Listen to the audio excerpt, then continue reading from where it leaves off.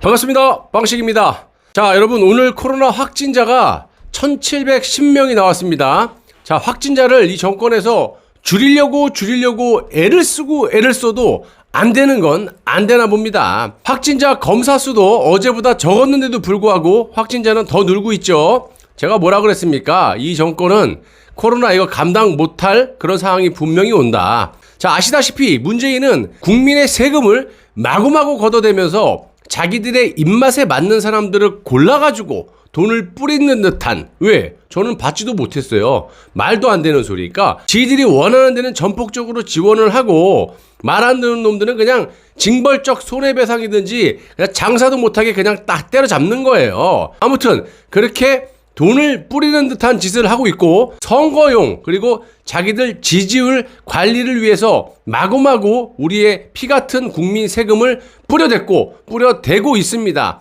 역대 여러분들 이런 적이 있습니까? 보신 적 있으세요? 나라에서 이렇게 돈을 막 뿌려주고 그냥 공짜로 돈 주고 이러는 거?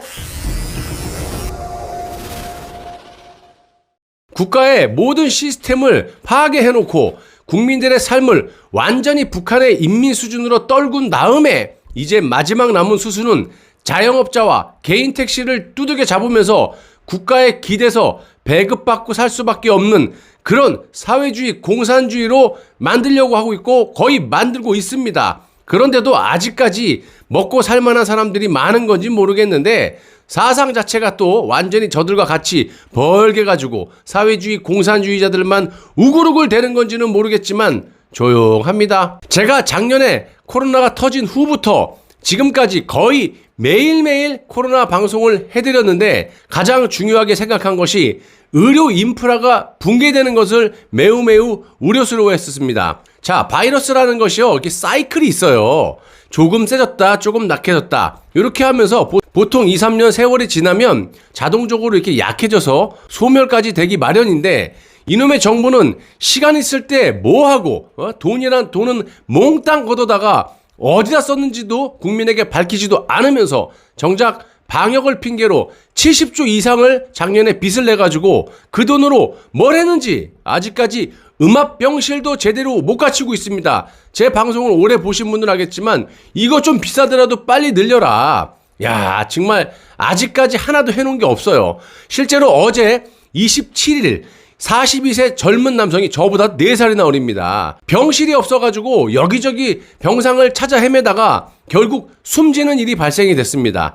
의료체계의 과부하가 현실로 나타나는 셈이죠. 지금 거의 2년이 다 돼가는데 세계 그 어떤 나라보다도 국민 세금을 무지막지하게 걷어가 놓고 병실도 확보를 못해가지고 국민들을 숨지게 만드는 나라가 도대체 어디 있습니까? 역병화 중에 자기들 돈 벌려고 장사나 할 줄 알지 뭘 하나 제대로 한 게 있느냐 이 말입니다. 27일 오전 42세 A씨는 서울 영등포구 자택에서 전날 받은 코로나 검사 결과를 기다리다가 갑자기 의식이 흐려졌고요. 오전 10시 10분경에 A씨의 어머니가 119에 신고를 했습니다. 그리고 구급대가 6분 만에 도착을 했는데 A씨는 심정지 상태였다라고 하고 곧바로 심폐소생술이 시작됐고요.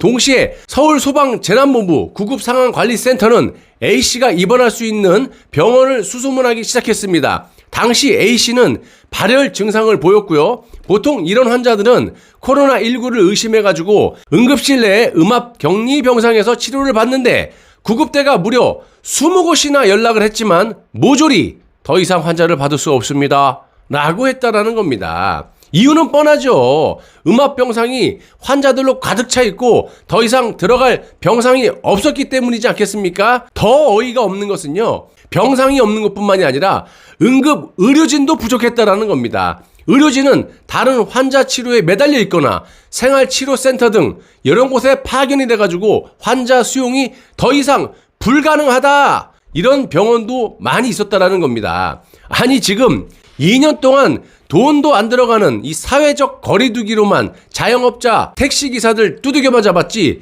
니들은 도대체 그 많은 돈을 어디다 썼는지 밝히지도 않고 어디다 썼길래 병실 하나도 확보를 못 해놓고 의료 인력도 확보를 못 해가지고 지방도 아니고 대한민국에서 최고의 인프라를 자랑하는, 그리고 최고일 수밖에 없는 서울특별시에서 백주 대낮에 42살 젊은 남성이 이렇게 사망하는 일이 발생하느냐 이 말입니다. 벌써부터 이 지경인데 앞으로 델타 이중변이가 또 얼마만큼 확산이 되고 번질지도 모르는 상황에서 뭐 어쩌자라는 거예요. 여러분들 정말 분노하셔야 돼요. 세금이라는 세금을 뭐에다 쓰겠다라고 빚을 다 내놓고 걷어갔느냐 이 말입니다.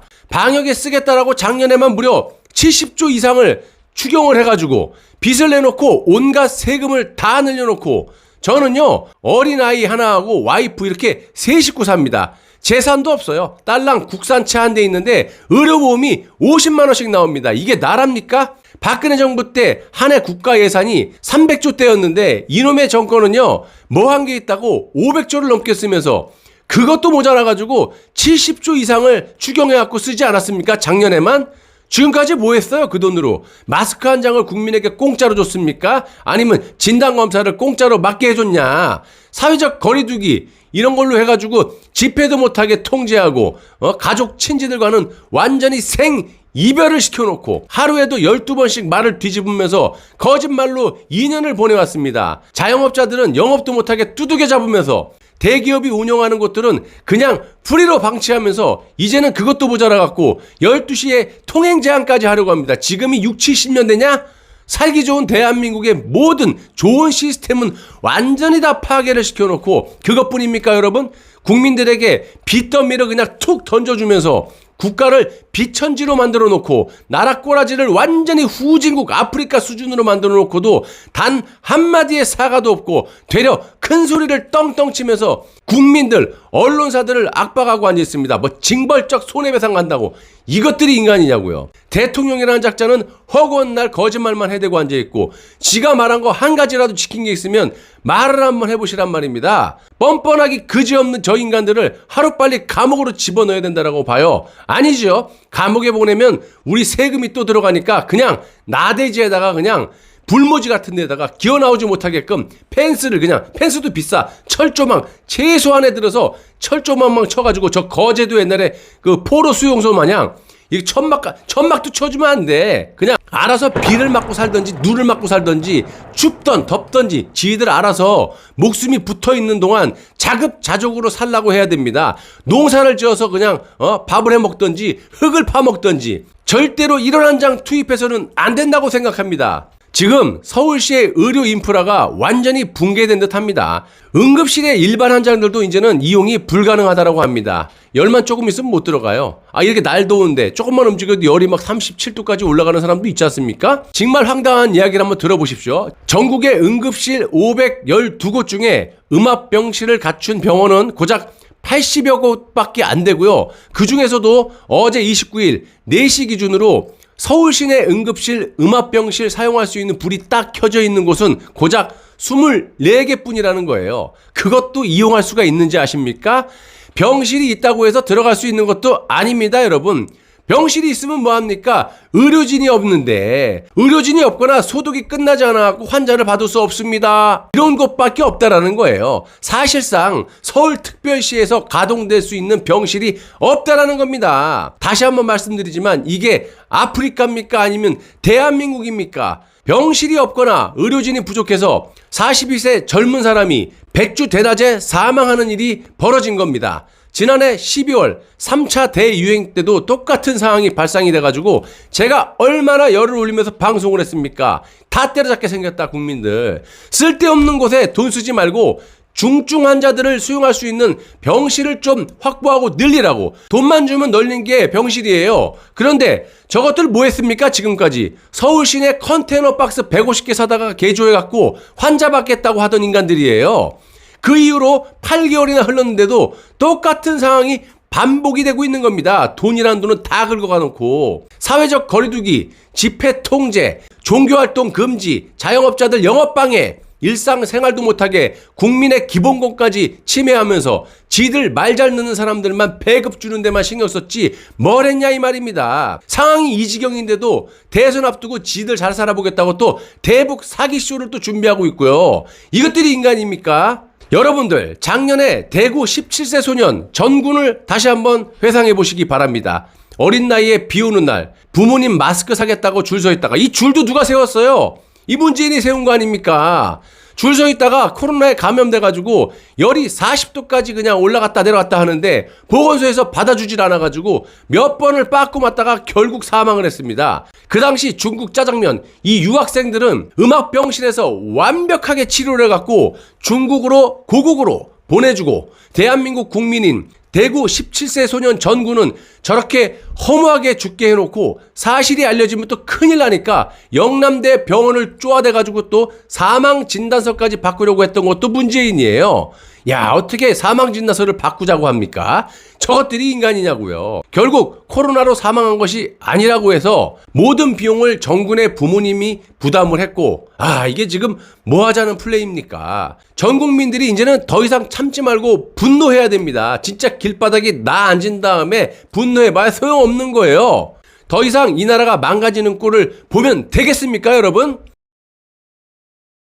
그리고 코로나 사망자도 하루에 3명, 4명 아주 일정하게 나옵니다. 확진자도 일정하게 나오죠. 왜? 확 몇천 명씩 나오는 거를 한 번 얘기하면 여론이 그냥 폭발할까봐 요거를 주말에 검사를 많이 안 하잖아요. 그러니까 주말에다가 양분하는 거야. 제가 예전에도 말씀드렸지만 그러지 않고서는 어떻게 주말에 반에 반도 안 하는 검사 수인데 나오는 확진자는 비슷합니까? 이것도 나중에 조사하면 나오겠지만 제 말이 틀리지 않았다는 게 아마 나중에 밝혀질 겁니다.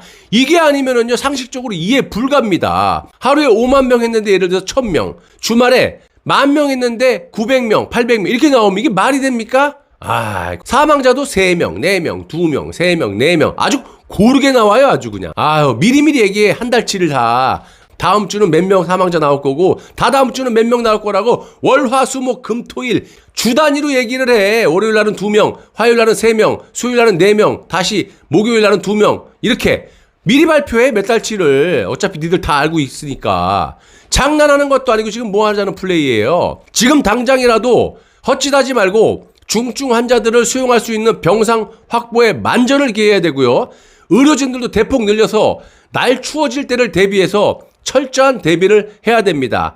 귀에 딱재기가 않도록 내가 작년부터 말을 하면 뭐합니까? 들어먹질 않는데. 사이클이 아까 있다고 하는데 보편적으로 이 바이러스는 이 날이 더우면 조금 좀 덜해요. 근데 이 코로나는 그거하고 상관이 없다라는 그런 연구 결과도 나왔지만 어찌됐든 날이 추워서 독감하고 겹치게 되면 9월 10월 달에 이거 어떻게 감당할 거냐고요. 작년에 그래도 난리가 났었는데 올해 또 그럴 거냐? 되든지 말든지 그냥 내비 두는 거야 그냥? 정말 한심해서 그냥 죽겠습니다, 여러분. 그리고 이 정권의 앞제비, 의료 전문가라는 의사들도 방송에 기어 나와갖고 헛소리 하지 말고 또 기사에다가 헛소리 하지 말고 또 대북쇼도 집어치우고 국민들 다 잡기 전에 중증 환자와 고령층을 타켓으로 더 이상 국민들이 피해를 안 보게끔 만전을 기하기 바랍니다. 여러분, 국가의 주인은 우리 국민들입니다. 저것들은 국민의 하수인에 불과하다니까요. 우리가 주는 돈으로 호의호식하면서 그걸 넘어서서 기득권을 누리면서 최상층에서 국민들 머리 위에서 놀고 앉아 있습니다. 우리는 먹을 것도 못 먹고 입을 것도 못 입으면서 북한의 인민 마냥 항상 상납하고 갖다 바치는 그런 짓거리만 하고 있어요. 우리 손으로 무너져가는 나라를 되살려야겠습니다. 나라가 없는데 살아서 뭐합니까? 이런 마음으로 저는 하루하루 방송하고 있습니다. 여러분들 시청해주셔서 대단히 감사합니다. 여러분, 빵식입니다. 항상 감사한 마음으로 방송에 임하고 있습니다. 매우 힘든 하루하루를 살고 계시죠? 저도 뭐 똑같습니다. 힘든 환경 속에서 혼자 고군분투하고 있는데 십시일반 빵식이를 도와주시는 분들도 계십니다. 빵식이 TV 제작에 많은 아주 큰 도움이 되고요. 구독과 좋아요 그리고 댓글도 많은 힘이 됩니다.